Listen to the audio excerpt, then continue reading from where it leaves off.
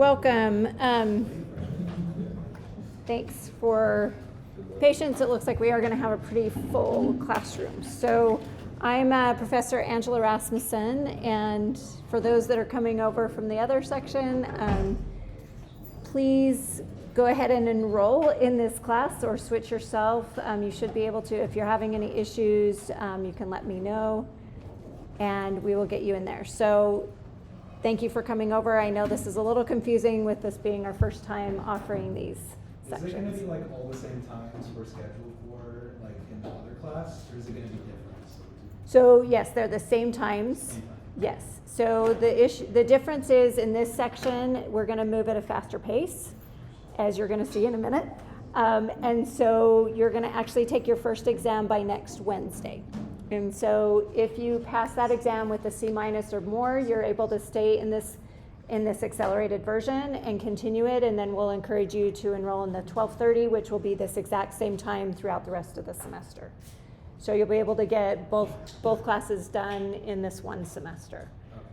And so for those that don't pass this first exam, which will be next Wednesday, you will just be moved back into, if you were already enrolled in this accelerated version, you'll move back into the other one, which will meet across the hallway, and you'll just go at a little slower pace and get the content throughout the semester. Yes. C-, which is going to be a 70%. So that will be what you're aiming for, or hopefully all of you are aiming for A's on that, right? 100%. And all of you can get that. So that is going to be the goal. So I'd like to introduce you to myself. I'm Professor Angela Rasmussen, and we have our TAs for the class that are here also. So if you want to stand, Izan and Carlos, just kind of mention your degree, and Ian and Raksha, if you guys will all stand. So these are your four TAs for this semester, so they are here also for help. Raksha is going to be doing some supplemental instruction sections to hopefully get you up to speed really quickly with extra practice problems and talking about any questions you have about the material too. And then for those that continue on in 12:30, you're going to get Yazan and Carlos, and then there's one other TA that's not here today, Kyle. Those will be your lab instructors in the lab, but they'll also be assisting throughout these lectures also, because we're going to do a lot more hands-on work here. So if you guys want to just introduce your name and then kind of your degree and anything else you want to share. Well, hello guys, nice to meet you. I'm Yezan, majoring in electrical engineering.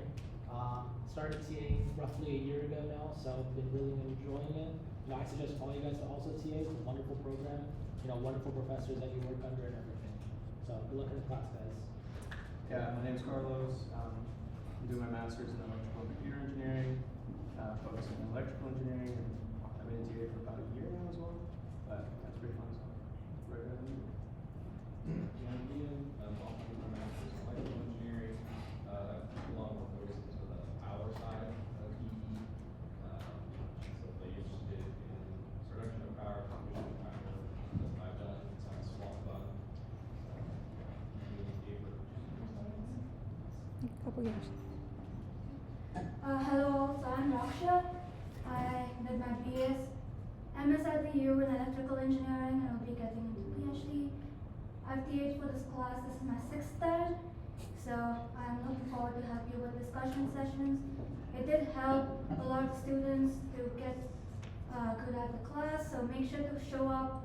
And this semester is the first time. It's going to be very accelerated, so I highly recommend you put in a lot of time and do your best. Yes, good luck for the semester. All right, thanks. So as said, so all of you should have access now to the Canvas page.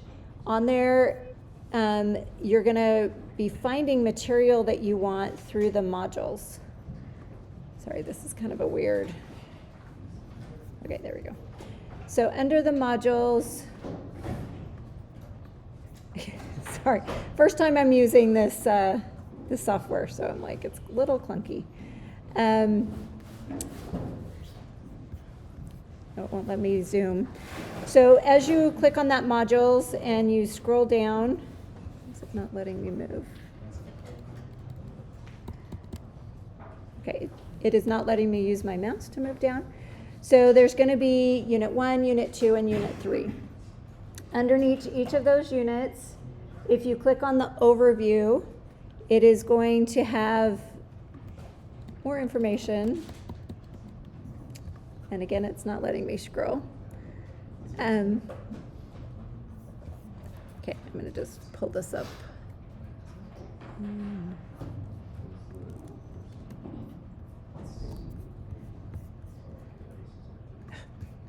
And of course.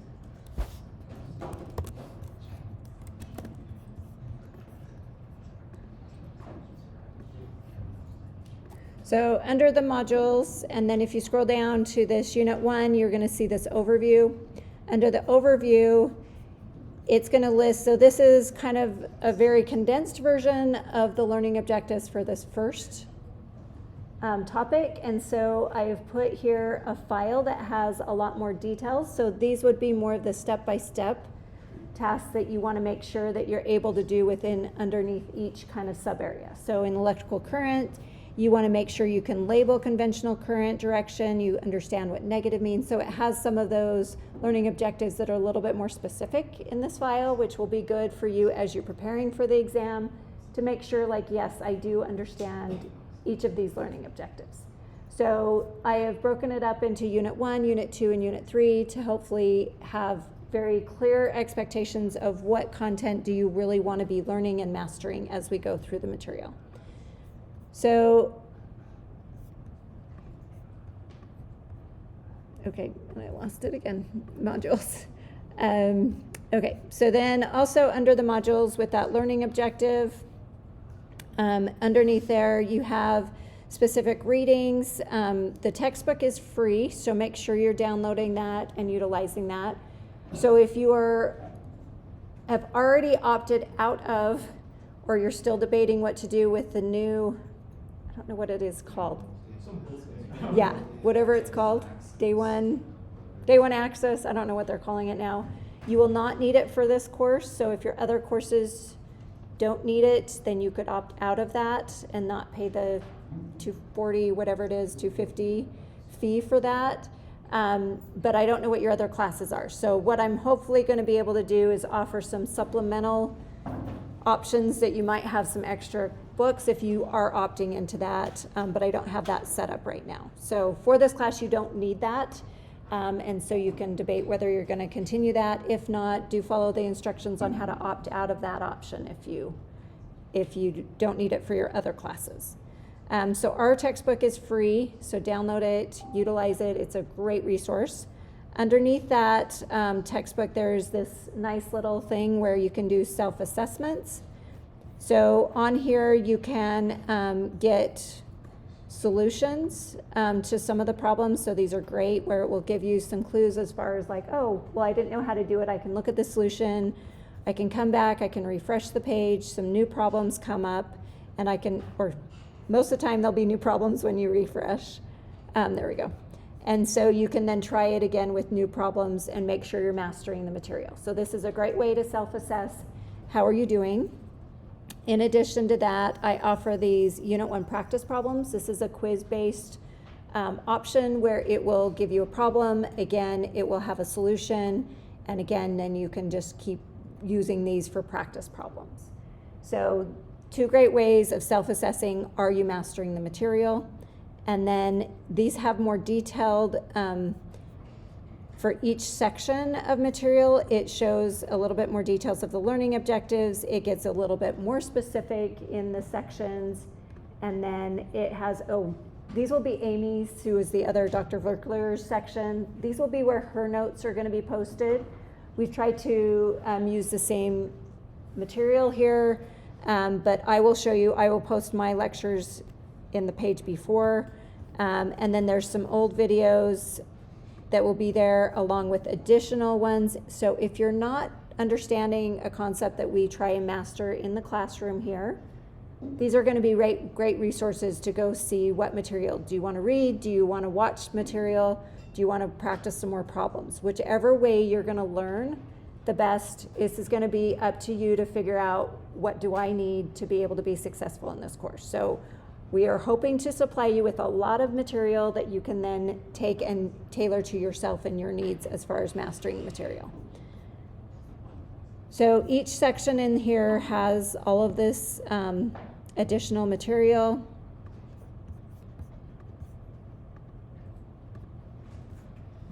It's not moving, but and so that's what each of these lessons are.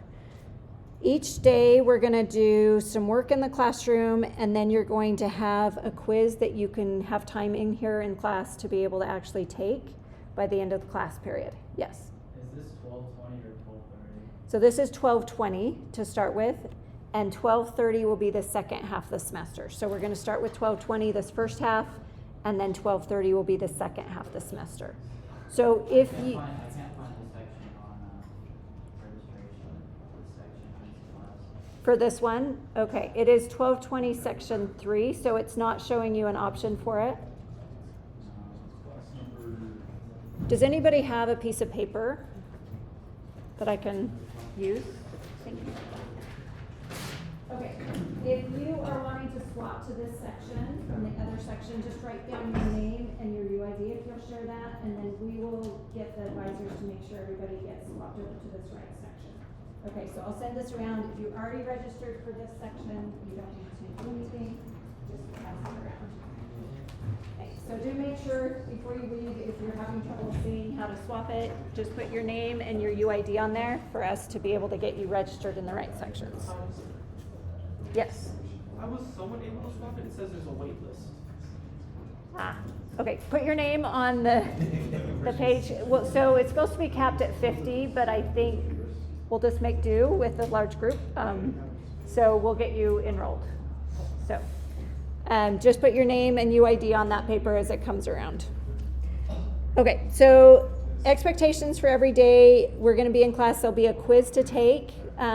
If you are not able to attend, you can go and watch the video from today's lecture along with the notes that will be posted, and then work through the material on your own, which may be a little bit more difficult, so definitely come if you can and do everything here in class. You're going to have lots of support from individuals besides myself, so we will be able to work through any questions that come up. We are going to be building things, we are going to be simulating and doing some of that here in class, so that's what's more difficult if you're not physically here to go through those. So it is still an option that if you do have to miss for some reason, you're sick, do stay home. Don't come if you're sick, but know that there's an alternative to work through it. It's just probably going to be a little bit more difficult to get through it efficiently. So do take that every day that we have class. So Monday there'll be one, Wednesday, and Fridays there'll be this daily quiz.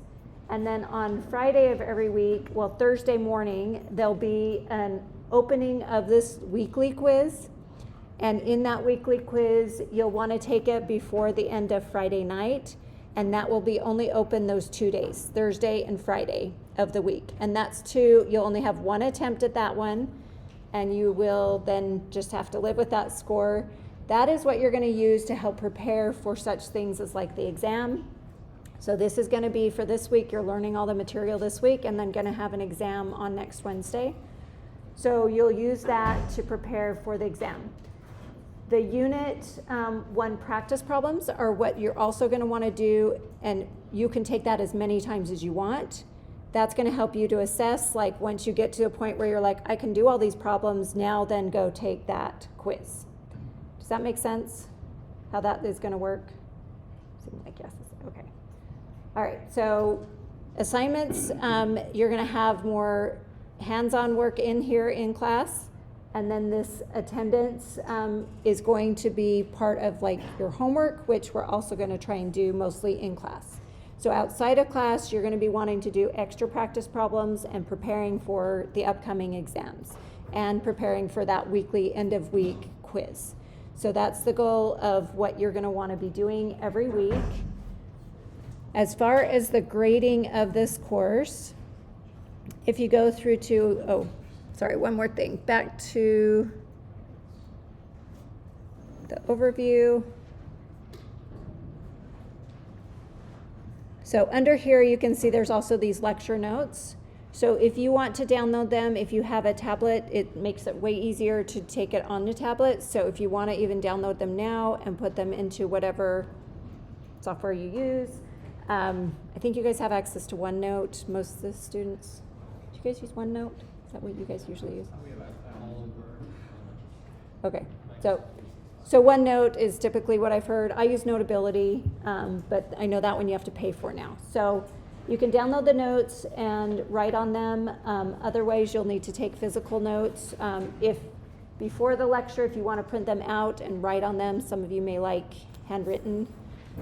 So whatever works for you, just note that this will be where they will be located. So they'll be in our overview section for each unit. Okay, so grading. On here on the syllabus, make sure you do review this on your own and understand, like I have my office hours, Wednesdays 12:30 to 1:30 and Mondays 11:45 to 12:45. My office is located right across the hallway from the main engineering labs on the second floor of the Warnock or the Merrill Engineering Building. I'm also right next to the advising suite. So if you've been to see an advisor in person, I'm right the door next to that one. And then each of the TAs, Yazan has already put his office hours. They'll also, will you put a location on there too? Thanks. Yeah, so they will put their office hours and location, and that will be updated in a couple days with everyone's that's on here. Okay, so evaluation. So we're going to have 3 exams that are going to be worth about 80% of your grade. And then we're going to do the worksheet. Daily attendance is the same thing, that daily quiz that you'll take. And then the homework and in-class quizzes. So right now, these are combined for me. They're 18%, but I may break them out a little bit more as we go. So this is kind of 18% there. And then if you do attend, we are going to do some attendance. So if you are coming to class all the time, you could even get extra credit up to 1%. Otherwise, you need to make sure you're turning in those assignments that we have for the daily one. So what is this, 18, 19, 20. So this is like 20% are, oh wait, this should not be in-class quizzes. Sorry. That's what that one is. So 6% are your weekly quizzes. So I will correct that on there. I've put down here, just to keep you kind of a heads up, these will be the dates of the exams. Exam 1 will be next Wednesday. Exam 2 will be September 15th. Exam 3 will be September 29th. And then your final exam will be an optional retake of any of those 3 exams. The only thing, as I mentioned before, you have to pass the first exam to be able to stay in this accelerated section. So I think I put it here. So yes. August 29th is a Friday. So is it? Huh. Sorry, 27th. Thank you. That would be great if you could edit that. And will you edit the one that says in-class quizzes to just be weekly quizzes instead? Thanks. Okay, so Zana's going to update that for a second. So this will say August 29th or 27th instead of the 29th, so it's next Wednesday. So your last day to drop and swap classes is the 29th, so that's why we wanted to make sure you have an assessment to be able to gauge that. So the exam will be used to assess the continuation in this section. So 70% or higher, which is that C-. On the last Wednesday before the end of the semester, you can retake to get any grade higher if you would like. And then whichever one is higher out of the 2, then you can opt to use that for your final grade. So the final is kind of optional, and it's a retake of any of the 3 that you've had during the semester if you want a higher grade on any of those. The only caveat is that first exam you have to get 70% or higher to remain in this section.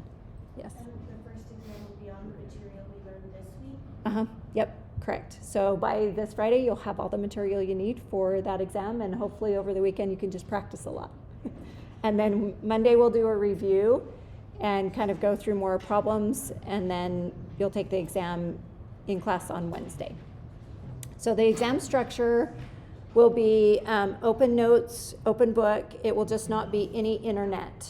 So you can't use your computer, you can't use anything that connects to the internet, so your phone is not to be used. So you need a hard-based calculator. And so you can use calculator, scratch paper, and notes.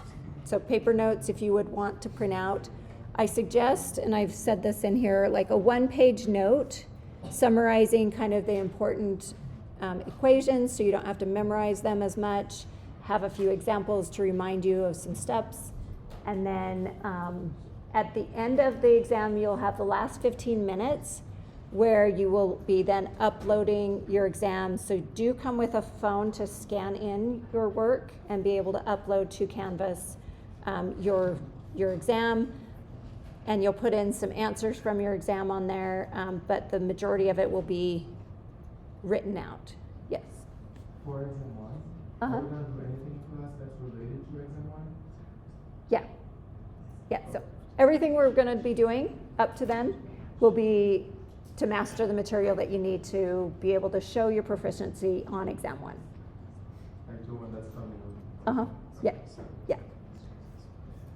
Yeah, I'm not gonna just let you go learn by yourself. So yes, there's gonna be lots of things we're gonna do in here to master the material. All right, any questions about the grading, kind of the structure of this? We're good? Okay. Please don't hesitate to ask any questions as they come up. Easiest way to get in touch with me quickly is going to be through this inbox on Canvas. I get thousands of emails, so if they're there, I know these are the first ones I will go to. If you send me an email to my UMail account, just make sure you put ECE 1220 in the subject matter so that it will filter, and hopefully I can address those first before other emails that I have to go through. So also you're welcome to reach out to any of the TAs through the inbox.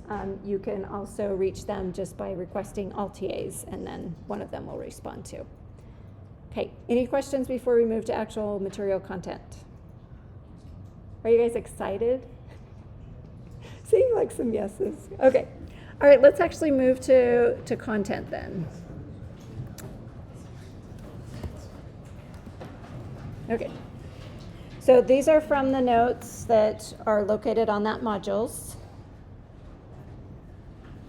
So does this look scary? Okay. So by the end of this semester, you're going to be able to identify a lot of these elements that are on here. You'll be able to look at that and say, oh, that's an op-amp.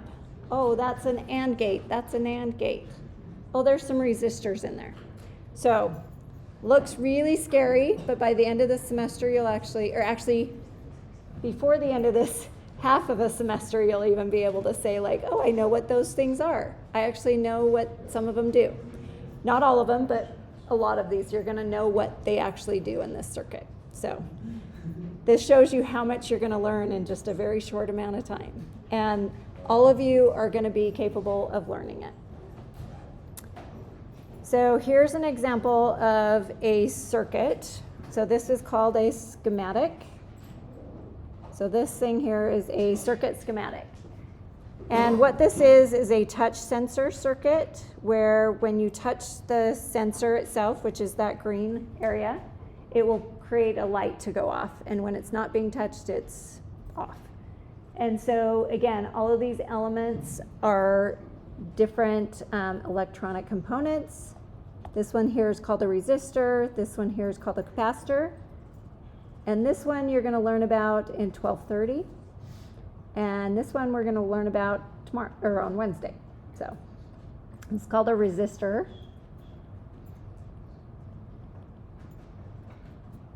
And this one is called an op-amp. And this one we are going to learn the third unit. So we'll learn about that in the third unit of this semester. So kind of cool to think that you will be able to come all the way from not knowing anything probably, or a little bit of exposure to be like, oh, I can identify some of these components in this actual schematic.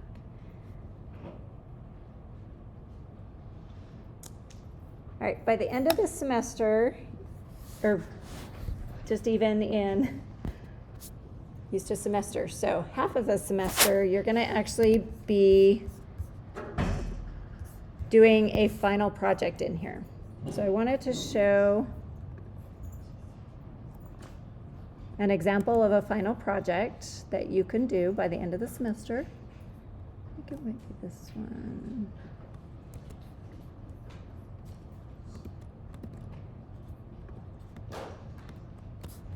Okay.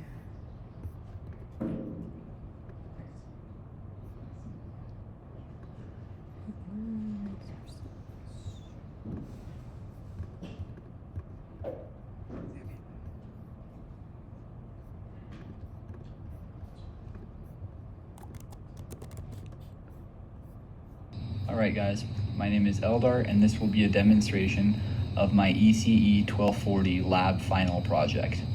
So here we have our circuit. The LED is currently off. We have not supplied any voltage yet. We have an analog discovery and we will be sending 5 volts into our circuit. So we can go ahead and turn that on. Okay.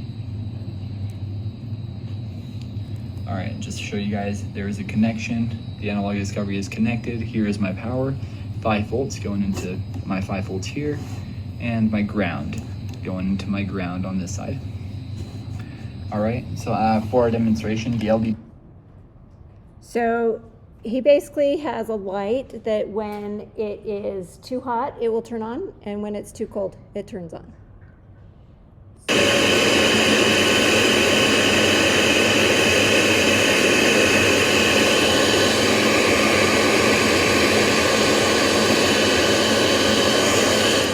So you can see the light. Here you guys can see the thermistor got too hot and the LED turned on, and there it goes. Turned back off once it reaches down under that temperature once again. So we do know that the thermistor changes its resistance as it either gets hot or it gets cold. So now to do the cold demonstration, and give it a second. It might be hard to kind of see, but it's off right now, and now All right. it goes back And then on. after a while, the LED will turn Use on. the Klondike bar to make it cold. All right, So we will take it by off. the end of this And it does take some time for half it to come back. semester, you will actually be able to create a system like this where it has a sensor that's reading the environment of some sort, and then you have a reaction where you can then say, well, in these conditions, I have the light go on, or I have a buzzer go off, or something else that you indicate something has happened in there. So this one was kind of funny.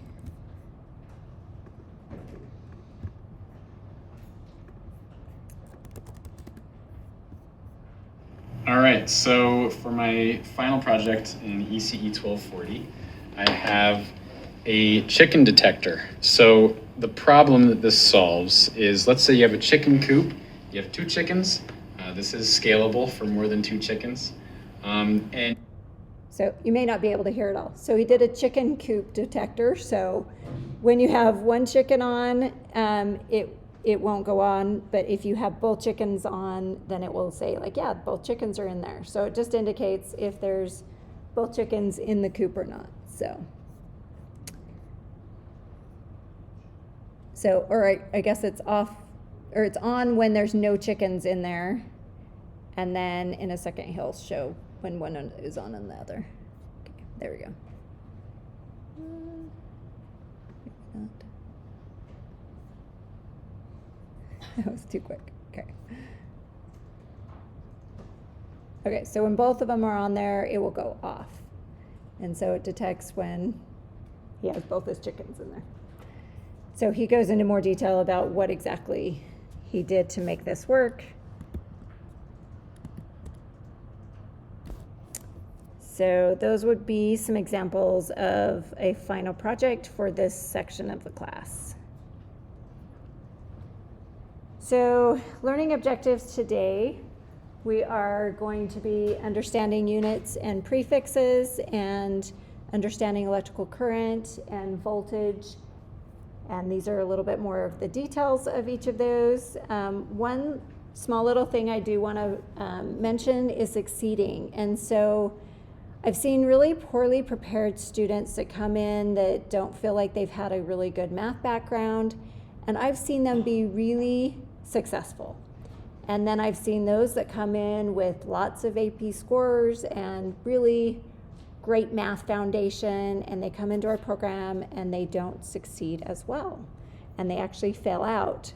And so there are many resources and books out there that I do recommend looking into and making sure that you're mentally prepared for the rigor that you need to be successful in engineering. It's not an easy degree, and a lot of it is going to be something that you need to find your grit to get through. And is that a good way of saying it for you guys that have been through the program? You need some grit. And so anybody can be successful. As I said, background doesn't actually matter, because I've seen success in both ways. People that are prepared, people that aren't prepared. And the difference of when I see them be successful are those that have grit and stick with it and don't give up when adversity hits. And so some of my comments about that, some of you may be coming right from high school and coming in, and this might be your first class here. So there's a huge difference in philosophy between high school and university. And so if this is your first semester, also be prepared that not all faculty are interested in you really learning the material. In high school, the teachers there they were very highly invested, and they were really required to help you be successful. At the university, no more. It is up to you to learn how to utilize the information given to you by experts in the field. And some of that may take some negotiation of like, how do I even get that information from these different individuals?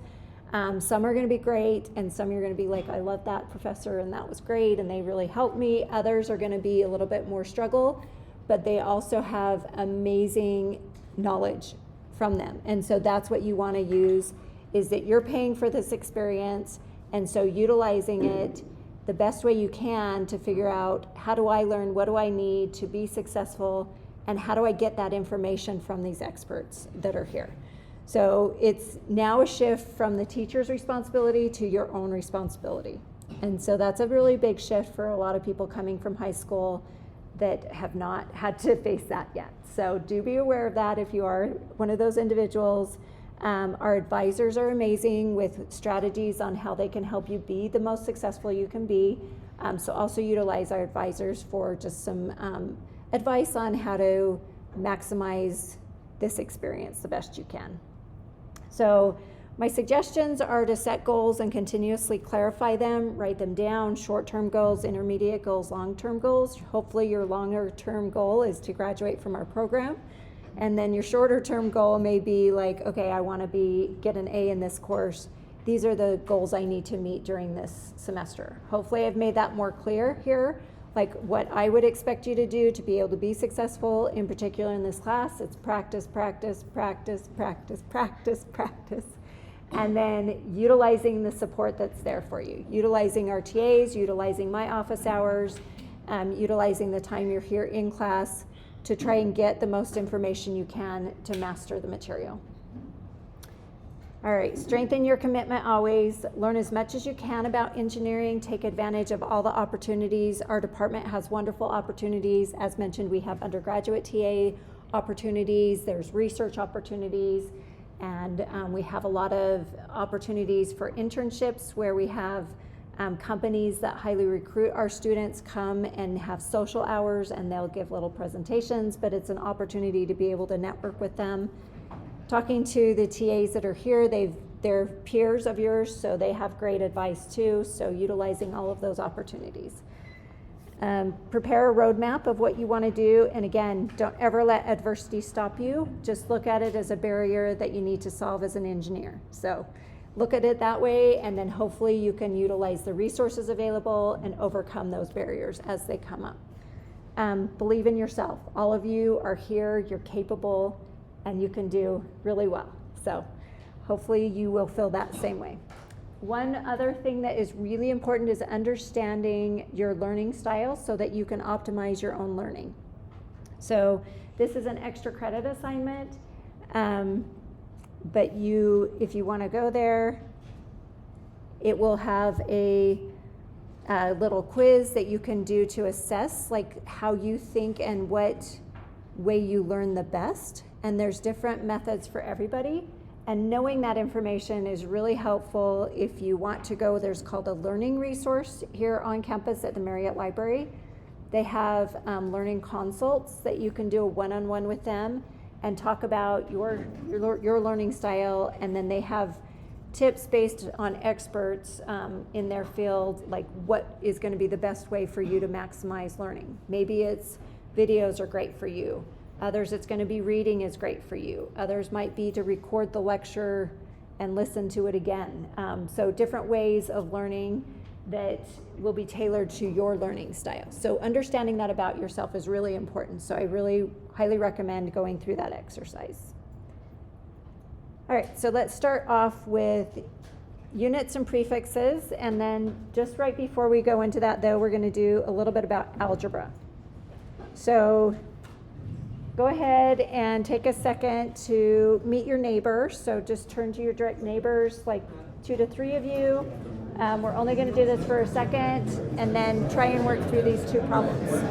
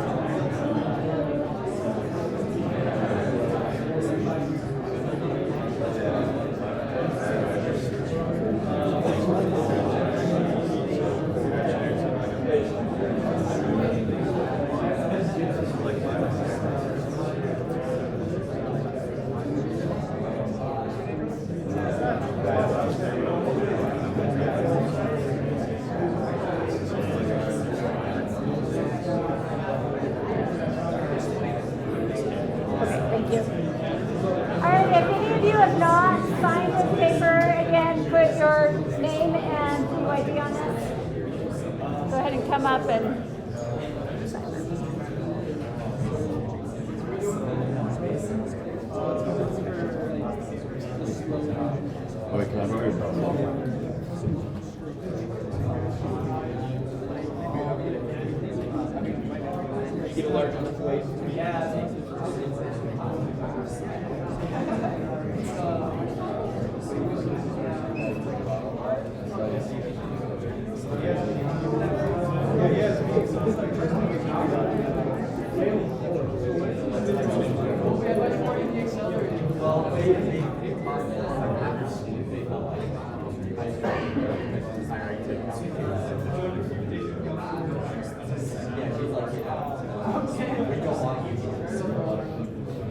I got a question. I'm meeting with the council tomorrow about just whether I'm aiming if I'm in electrical and mechanical right now. Say I go there, I really decide I want to go mechanical, and I switch out of this class. Is it better to wait till tomorrow to write my name to switch to this class, or should I just plan like yeah, you can just wait, for sure which class you're going to stay in. And then, yeah, just let me know on Wednesday. We'll make sure you're in the right one.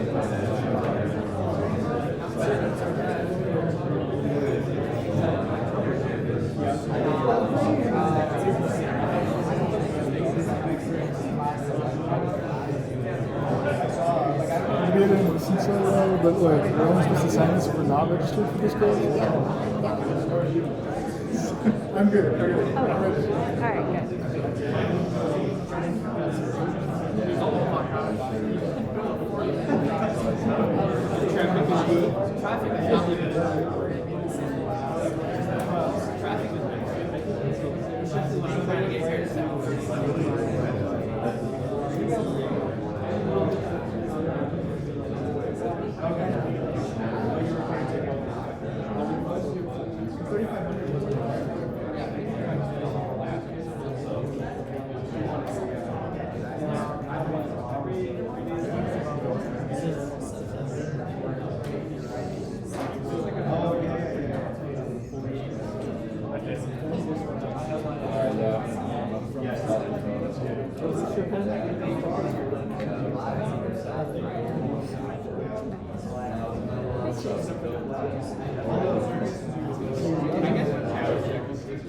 Wondering if I have enough stuff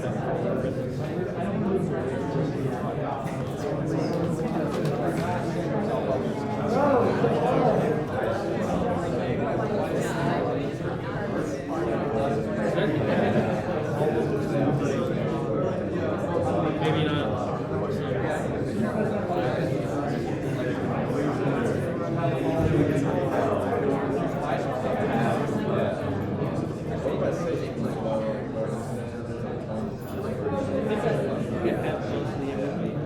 I think I could probably find all of these. I don't have a light list. So if you don't want to, yeah, if you don't want to buy them, and you just want to buy specific ones. Like, could I just do LEDs instead of this? Okay. All right. So, yeah, I don't have a. Yeah. Yeah. So we'll get you there tomorrow. Okay. So if you put your name and UIDs on this, we'll make sure that you get switched to this section. So hopefully by tonight or tomorrow, you'll have access to the Canvas page. All right. So hopefully you've been able to figure this out. So if not, do review some algebra. So we are going to do lots of algebra like this throughout the semester. So the answer would have been for the first one is that V1 is 3/4 of the total. And then for the common denominator, you would want to combine those and then they flip. And so you would have R1 times R2 over R1 plus R2. Any questions about this algebra?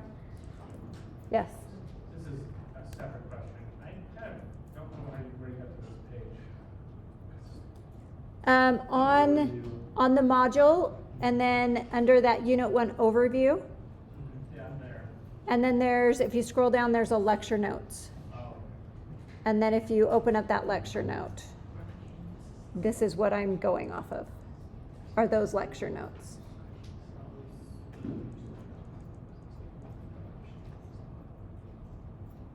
Are you finding it?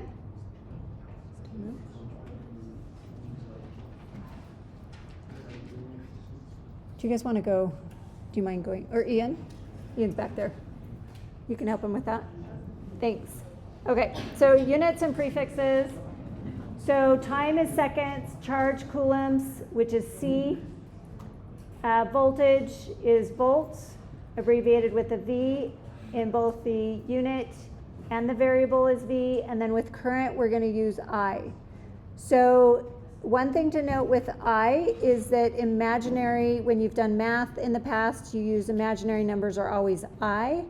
And so to not confuse that, when we move to imaginary numbers in 1230, we're going to use J.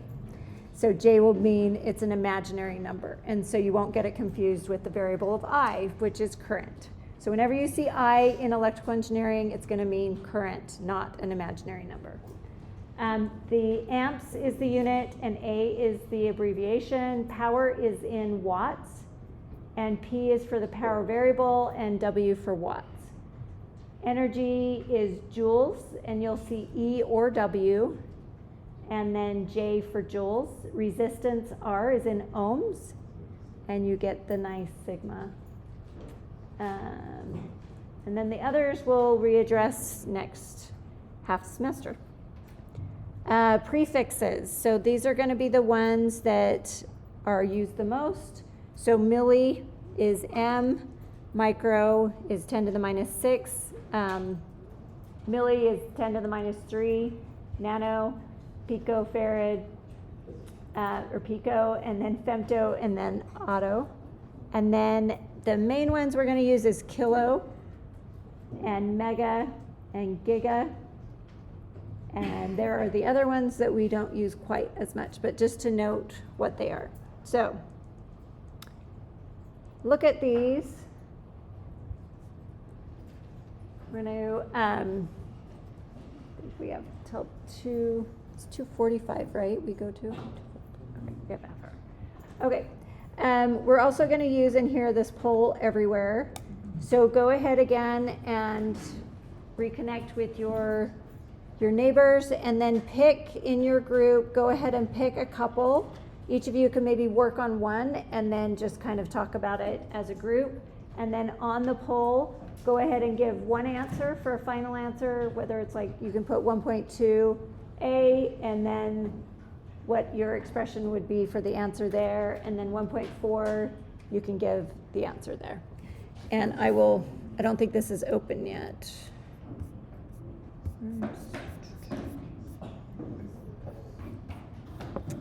And I will open up the poll. There we go. So it should open in a second.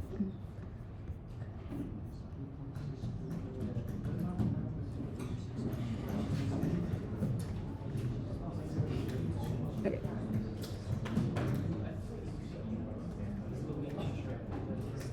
So go ahead, we're only going to spend maybe 2 minutes doing this one. So again, introduce yourself to your neighbor and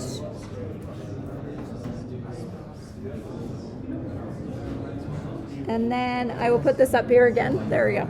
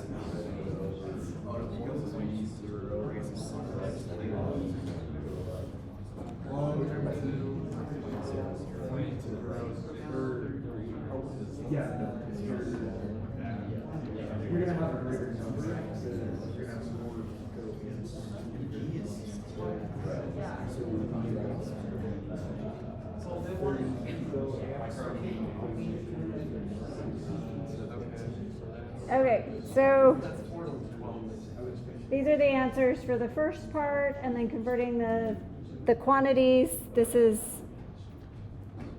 an example of the meters to millimeters and kilometers, and this one would be 36 volts. That one's an easier one.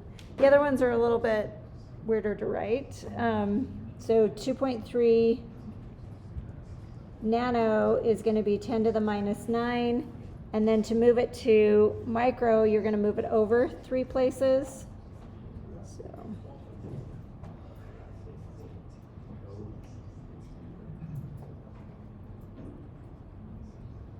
So, which way does it go?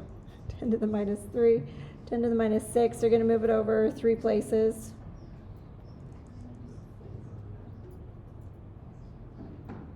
No, it's the other way.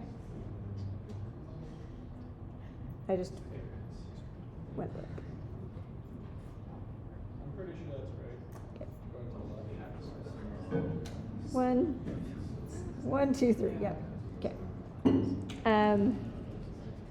All right. Questions about these? Anybody have any questions about these? Yes.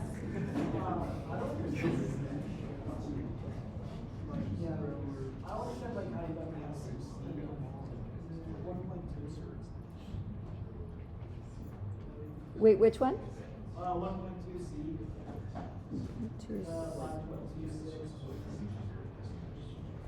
So 10 to the 6 is just, the notation is gig. Or sorry, it should be meg. Yeah.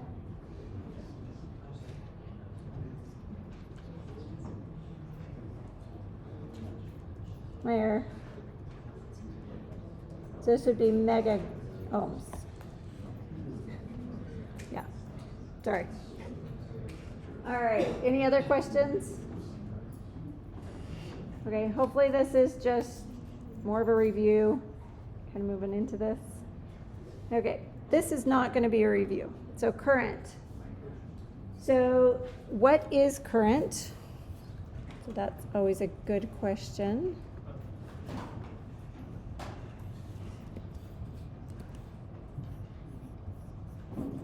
Okay.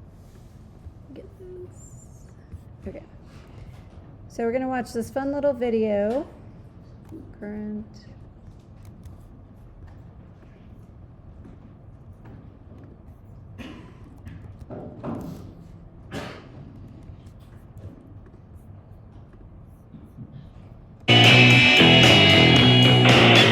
Previously, we talked about how electric charges can build up on surfaces and create something known as static electricity.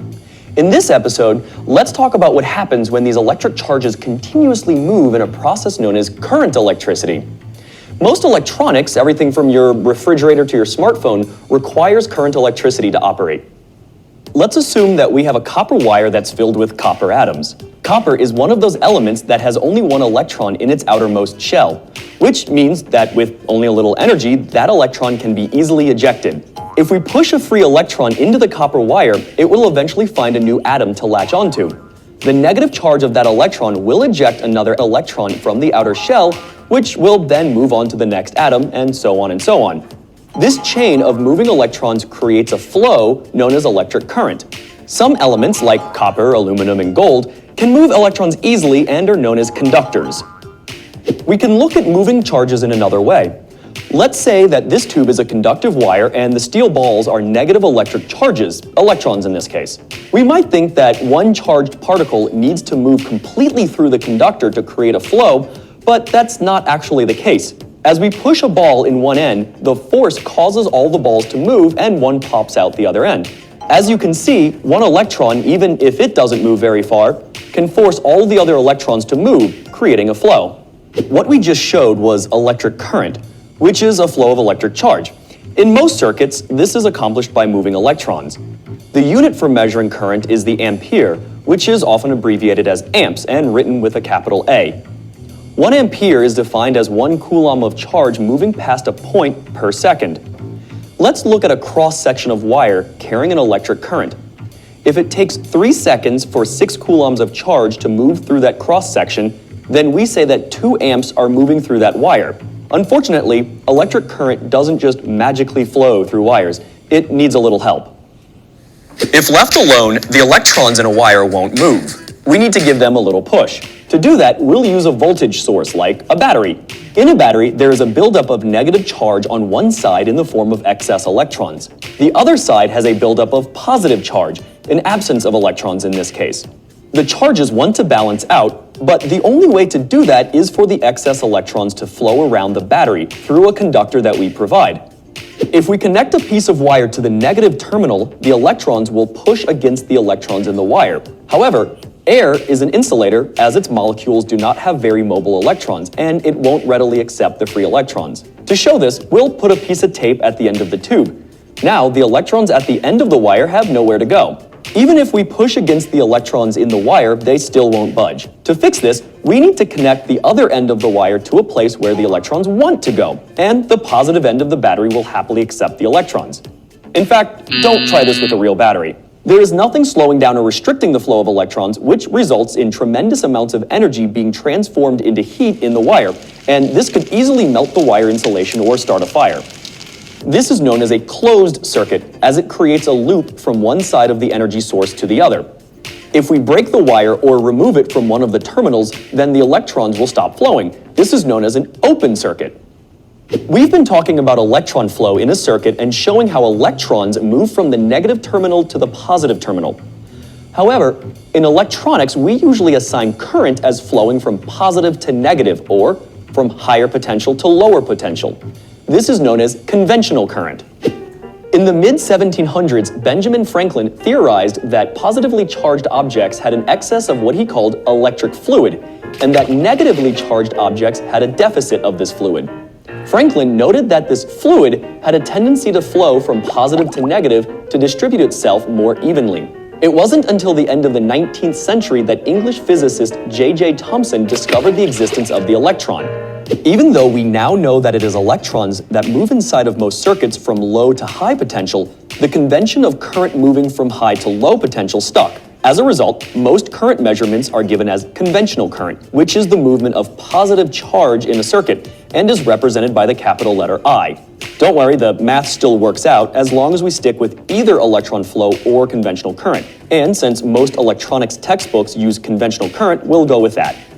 We talked about making electricity do work for us, and the circuit forms the basis for all modern electronics, everything from the simple flashlight to massive supercomputers. If we made a circuit out of just a battery and a piece of wire, there's a chance we might melt that wire as the electrons move through that wire at an alarming rate and generate massive amounts of heat. In the next episode, we'll talk. Okay, so hopefully that gave you some ideas of what current is. So current is usually a harder one to understand, so I wanted to spend a little bit more time on this one. So the symbol for current, and this would be called a current source. It's a circle with an arrow showing the direction that the current is being set to when you have a current source. So just like it says, the source is going to supply the current. Sometimes you don't know what the current is in going through a wire, and so when we don't know, we're going to label it as an unknown variable in a circuit and label it with that capital I. We are going to use that conventional current. So take a second to, you again can talk with your neighbors, kind of come up with your own way of describing what is current to you, what is conventional current, what is current in a wire that is open, and that's referring to the one where they had the balls and then they put the tape on the end of it and not closing that loop. That would be considered an open circuit. So think about what is the current in that wire, and then what is current in relation to movement of charge. So he talked about a equation in there, so trying to remember what that equation is. So go ahead, and again, you can hop on the poll EV, and after you've discussed it with your neighbors and group, then go ahead and put that on there.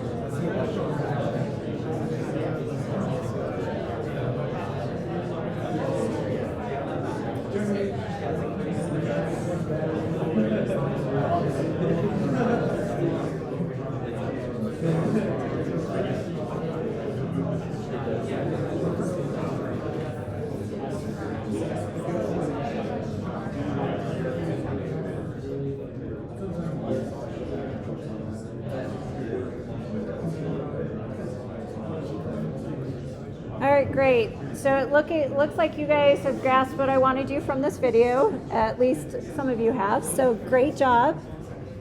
So current, in your own words, a lot of you just said it's the flow of charge. And that is a good, easy, kind of simple description. Harder to kind of visualize that though. Like when we get to battery, it's like, I know what a battery is, but looking and kind of abstractly thinking about the flow of electrons, you can't see it typically, so it's a little bit more abstract to kind of grasp your head around. So conventional current is going to be that movement, and the way to remember once you draw the arrow is that, yes, it goes from the positive to the negative. So that negative side is how you remember what polarity it has. So that negative is the one I would encourage you to remember, and that's always going to be on the arrow side. So negative on arrow side.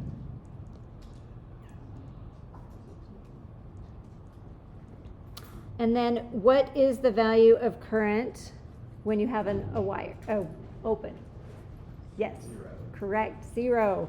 So no current can flow in an open wire. So that's an important concept as we get into more and more circuits to remember that concept. No current flows in a wire. So 0 current would be 0. So you're going to see me label a small I and a large I. In here they'll mean the same thing. So if I label it with a capital I or a smaller I, again, they're going to mean the same thing.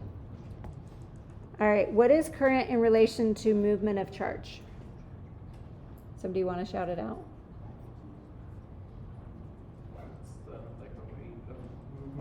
Uh-huh. Like how speed is to displacement. Great, correct. So a rate, meaning it's the charge coulombs per second. So in the book, when you go to read it, you're going to see this as dq, dt, and for those that aren't in calculus yet, this is what is called a derivative. And what a derivative does is it is a mathematical expression to describe a rate changing. So it's something that changes. And so here we're just talking about the charge over time. So literally knowing how much charge and how much time, you can find a value for the current, and it's going to be a fixed value for us in here. In calculus, you'll learn a little bit more complicated functions, but for us right now, we're just looking at fixed values. All right, next thing I want to talk about is negative current. So you guys all are familiar with this line of math where you know what a positive 9 means and you know what a negative 9 means in a math line. Again, we're going to move to something a little bit more abstract. So when we talk about negative current, it doesn't mean that we have a negative value. Instead, it means the direction of flow. So negative current means the direction of flow is different. So if I labeled in my circuit that I had a current and I find that value to be a negative 3 amps, what that negative means is that it doesn't change the value and the quantity of it. It's going to be an absolute value of 3 amps because over that section I had that much charge flowing. What it means is that this means that the direction goes the other way and that it is just flowing in this direction instead. These mean the same thing for us really because the value is 3 amps. It just means that the direction is different depending on how I label the direction of that arrow. So if I labeled the first one and I solve my circuit and I get the value of I equals negative 3 amps, all that means is that in reality the current is actually flowing, the electrons are actually flowing that way, but the way we're using conventional current, it just means the current's actually flowing the other way with a positive 3 amps. Does that make sense? What positive and negative means? Okay, so that's another concept that we need to understand. Okay, if I have a constant current of 2 amps flowing through a wire for 4 seconds, what is the total charge?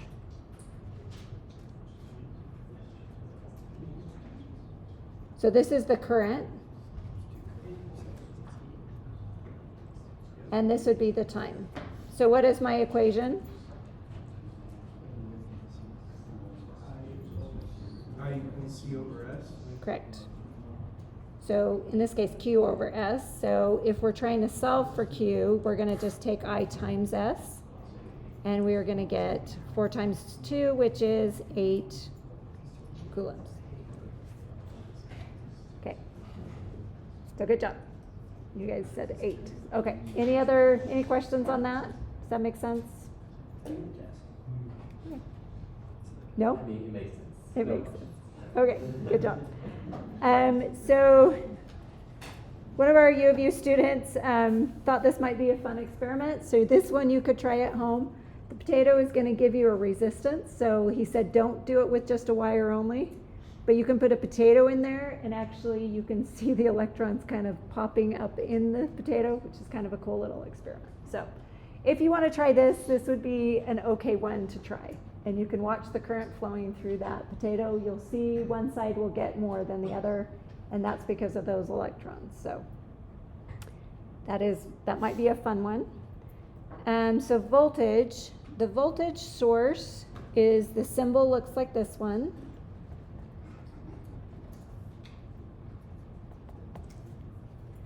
And this will be another symbol that you'll commonly see where it will have just lines like this.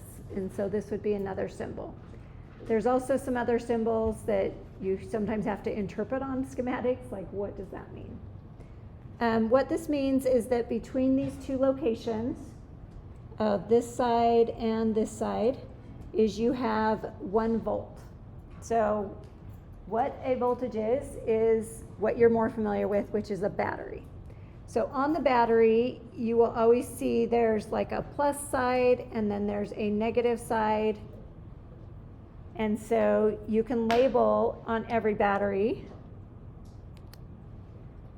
So in this case, it's hard to see here, but this would be a plus and this would be a negative.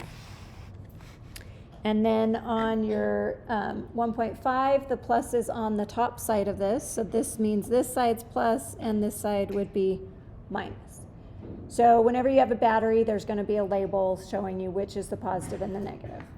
So what that means is when I orient it in this direction, I have my positive on the top and my negative on the bottom.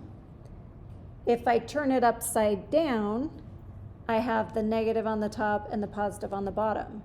So a negative voltage just means that I have the battery flipped, upside down or not. So just like with current, that negative means a different thing than the number line. So you just need to make sure to grasp your head around what does a negative voltage mean? What does a negative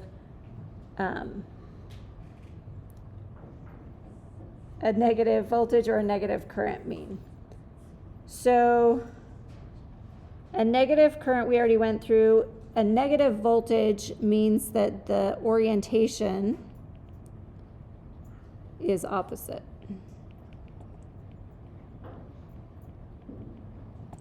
So on what I mean by that is here, this is a 1.5 volts. So if I was to draw the symbol for this, this is going to be 1.5 volts. The plus is on the top and the negative is on the bottom.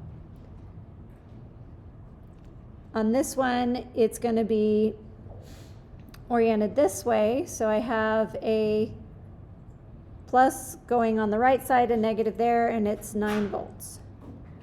So if I flip it the other way, that means that my orientation just gets flipped. So that's all that means. So it's between these points that you have the 9 volts or the 1.5 volts. So what you have to compare it to is a reference point. So it's very important to know where is my 0 point for this. So ground is what we use to define that 0 volt level. So when I talk about 9 volts, I give it a reference point to refer to. So usually we're used to that 0 as our reference point. I like to think of voltage a little bit like a height, and that I start at ground level, and as I go up, I have so much voltage, and then as I go up again, I have another voltage. So if I think about a house's height, I have my first story, and I can say that first story, say it's 10 feet or 10 volts. If I go up another story, I have an additional 10 feet or 10 volts. So if I went all the way up to the top, in comparison to ground, I would have 20 feet or 20 volts. But if I'm to measure the second floor only, I'm only gonna have 10 feet or 10 volts. So it depends on what I'm talking about, whether I'm talking about the voltage at a location in a circuit, that would be from ground to that point, or am I talking about a part of the circuit where it would be on like one floor of a story. So this is called a digital multimeter. So this will be one piece of equipment that I'm gonna send you to go and get if you don't already have one. On this, you have two different ways of measuring something. So the black is gonna be your ground or reference point that you're gonna put at the lowest point, and then you're always gonna measure something compared to it with the red one. So next time we're going to actually measure some things. We're gonna measure a battery. So do get your digital multimeter. In the stockroom where you can buy these digital multimeters, if you have your own at home, great. If you don't, they have it for a reasonable amount. I think they're $30 or $40. So they're pretty reasonable price there. And then you are gonna need to get a kit. It's called the ECE 1220 kit. It's $22. To be able to buy parts in our stockroom, you're gonna need to put money on your U of U ID card. So do note that that will be how you'll do it. You can transfer money through a credit card, even in the lab, they'll do it. In addition to the kit and the digital multimeter, you're gonna need to get what's called a breadboard. And you can buy, they have some on clearance right now that are like $3 if you want, or you can buy, I think this kit was $9, where it has a breadboard and then also wires in it that you'll be needing to hook up. So for next time, I need you guys to get the kit. If any of you want to walk over with me after class and stay, we can walk as a big group. I can show you where the stockroom is to buy these parts in the engineering building. So next time, we're gonna kind of finish up with this. We're going to do, it's called Every Circuit. It's a circuit simulator. And so if you have your own laptop that you can bring, that's helpful. You can do it on an iPad too. There's an app called Every Circuit. So if you want to get that for next time. And it's free. All right, thanks. I went to the stockroom, and I don't know if they have any of the cheaper multimeters anymore. They have Loops now, and they're $80. So you're probably, I mean, when you go over there, you probably talk to them, but yeah, I don't think they have the cheaper ones anymore.